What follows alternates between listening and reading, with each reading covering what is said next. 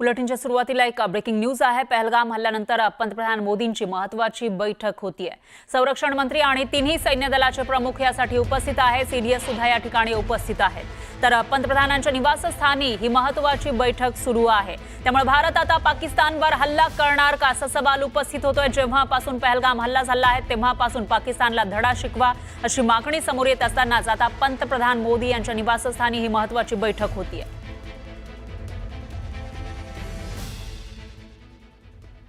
या बैठकीचे अपडेट आपण घेत राहूया। दरम्यान बुलेटिनमध्ये घेऊयात गावाकडच्या 50 बातम्यांचा वेगवान आढावा। अंबरनाथच्या ठाकूरपाडा उंबरवाडी गावातील ग्रामस्थांना भीषण पाणी टंचाईचा सामना करावा लागतोय। पालिका हद्दीमध्ये मोडणाऱ्या या गावांमध्ये पाणी योजना नाही, त्यामुळे 12ही महिने विहिरीच्या पाण्यावर गावकऱ्यांना अवलंबून राहावं लागतं। दरम्यान आता विहिरींनीही तळ गाठलेला आहे, त्यामुळे ग्रामस्थ पाणी टंचाईने त्रस्त झाले। नांदेडच्या हिमायतनगरमध्ये भीषण पाणी टंचाई निर्माण झाली आहे। संतप्त महिलांनी नगरपंचायतीवर हंडा मोर्चा काढला। शहरात टँकरनं पाणी पुरवठा करण्याची मागणी करण्यात आली आहे। गोंदिया जिल्ह्यामध्ये वादळी वाऱ्यासह अवकाळी पावसाने जोरदार हजेरी लावली, यामुळे आंबा पिकाला मोठा फटका बसलाय। नुकसान झाल्याने आंबा उत्पादक शेतकरी अडचणीत सापडलाय। पंढरपूरच्या गुरसाळे गावात भीमा नदीवर सांडपाणी प्रक्रिया केंद्र उभारण्यात आलंय। औद्योगिक केंद्रातील सांडपाण्यावर प्रक्रिया करून नदीत सोडलं जाणार आहे। यासाठी 1,80,00,000 रुपये खर्च करण्यात आलाय। सोशल मीडियावर बनावट शस्त्र घेऊन रील तयार करणाऱ्या नांदेडच्या एका तरुणावर कारवाई करण्यात आली आहे। रील बनवणाऱ्या तरुणाला पोलिसांनी ताब्यात घेतलं। दरम्यान त्याच्याकडून बनावट शस्त्रही जप्त केलंय। सिंधुदुर्ग जिल्ह्यामध्ये कोकमचं उत्पादन घटलेलं आहे। वन्य प्राण्यांच्या हैदोसामुळे फळ उत्पादनावर परिणाम झालाय, तर प्राण्यांचा बंदोबस्त करावा अशी मागणी नागरिकांनी केली। भुसावळमधील राजा टॉवर ते खडका गाव रस्त्याचं काम निकृष्ट दर्जाचं होतंय, त्यामुळे या ठिकाणी लक्ष घालण्याची मागणी केली जाते। दरम्यान तातडीनं दखल घेऊन कारवाई करण्याची मागणी इथल्या नागरिकांनी केली आहे। सिंधुदुर्ग जिल्हाधिकारी कार्यालयासमोर बोधगया मंदिर कायदा रद्द करण्याच्या मागणीसाठी मोर्चा काढण्यात आला। यावेळी मोठ्या संख्येने बौद्ध समाजाच्या नागरिकांनी सहभाग घेतला। महाबळेश्वरमध्ये शासनाच्या वतीने महापर्यटन उत्सवाचं आयोजन करण्यात आलं आहे। 2 ते 4 मे या दरम्यान होणाऱ्या पर्यटन महोत्सवासाठी राज्यपाल, मुख्यमंत्री आणि दोन्ही उपमुख्यमंत्री हजेरी लावणार आहेत।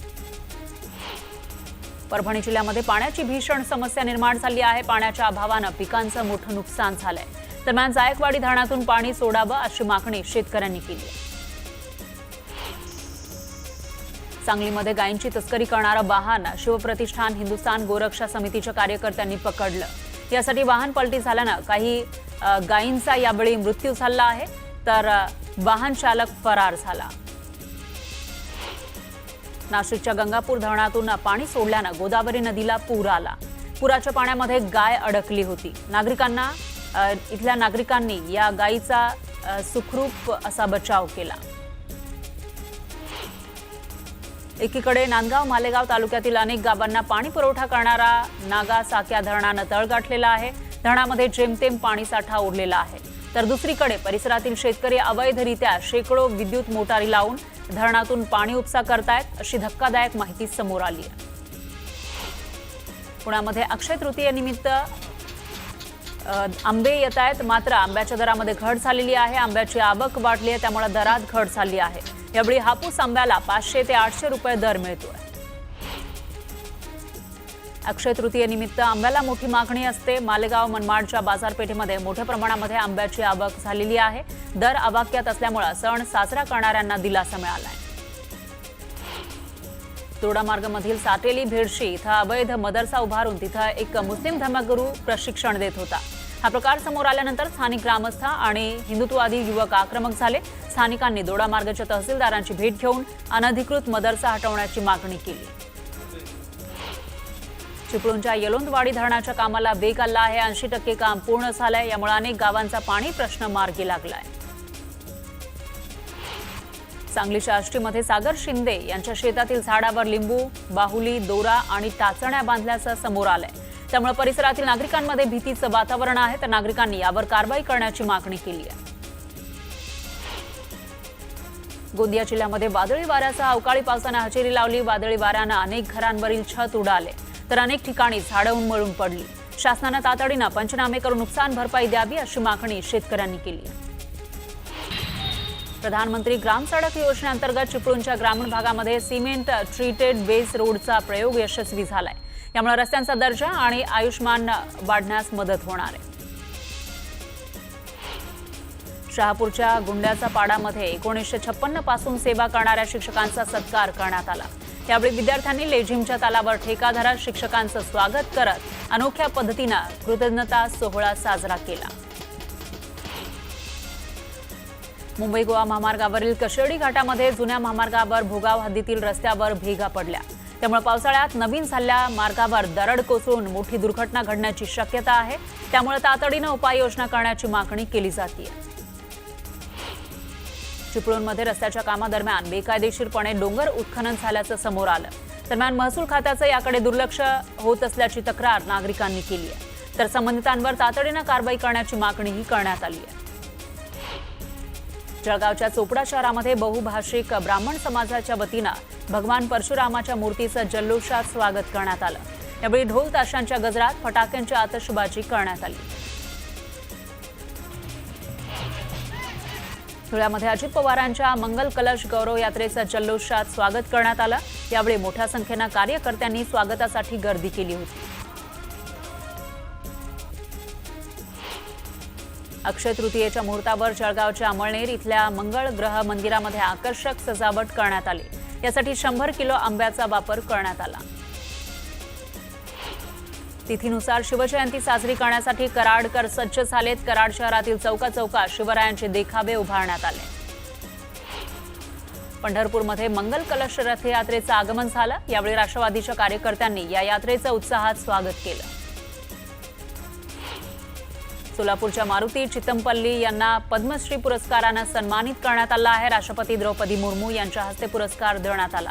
साहित्य आणि शिक्षण क्षेत्रातील कामगिरीसाठी त्यांना हा पुरस्कार देण्यात आला। अहिल्यानगरच्या चौंडी गावात येत्या 6 मे रोजी राज्य मंत्रिमंडळाची बैठक होणार आहे। ही बैठक पुण्यश्लोक अहिल्यादेवी होळकर यांच्या 300व्या जयंतीनिमित्त आयोजित केली जाणार आहे। दापोली शहरामध्ये कीर्तन महोत्सवाचं आयोजन करण्यात आलं होतं। यावेळी मोठ्या संख्येने कीर्तन महोत्सवात नागरिकांनी सहभाग घेतला। वाशिममध्ये महावितरणने 69 प्रशिक्षणार्थ्यांची निवड कोणतेही कारण न देता रद्द केली। या निर्णयाविरोधात उमेदवारांनी आमरण उपोषण सुरू केलं। निवड रद्द न करता तात्काळ नियुक्त्या देण्याची मागणी आंदोलकांनी केली। नंदुरबारच्या शहादा तालुक्यामध्ये दलित संघटनांनी शांती मोर्चा काढला। बिहारच्या बुद्धगया इथल्या महाबोधी विहार बौद्ध धर्मीयांच्या ताब्यात देण्याची मागणी आंदोलकांनी केली।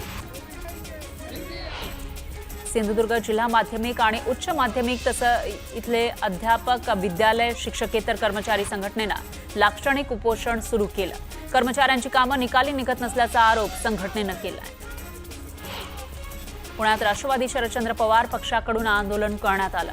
आंदोलनातून पीएमआरडीए डीपी रद्द केल्याचा निषेध करण्यात आला। डीपी रद्द करणाऱ्यांवर तातडीने कारवाई करावी अशी मागणीही करण्यात आली। राज्य मंत्रिमंडळाच्या बैठकीमध्ये इलेक्ट्रिक वाहनांसंदर्भात मोठा निर्णय घेण्यात आलाय। इलेक्ट्रिक वाहनांना टोल माफी देण्यात येणार आहे अशी घोषणा मुख्यमंत्री फडणवीसांनी केली। तर इलेक्ट्रिक वाहनांची निर्मिती आणि वापर या दोन्हींना प्रोत्साहन देण्यासाठी हा निर्णय घेण्यात आलाय। अयोध्येतील राम मंदिराचं काम लवकरच पूर्ण होणार आहे। 5 जूनपर्यंत मंदिराचं सर्व काम पूर्ण होणार असल्याची माहिती श्री राम जन्मभूमी तीर्थक्षेत्राच्या बांधकाम समितीचे अध्यक्ष नृपेंद्र मिश्रा यांनी दिली आहे। परंडा ड्रग्ज तस्करी प्रकरणाचा तपास पुन्हा केला जाणार आहे। या संदर्भात पोलिसांनी कोर्टाला पत्र दिलंय। परंडा ड्रग्ज प्रकरणी प्रयोगशाळा तपासणीमध्ये ड्रग्ज ऐवजी कॅल्शियम क्लोराईड सापडले असल्याचा दावा पोलिसांनी केलाय।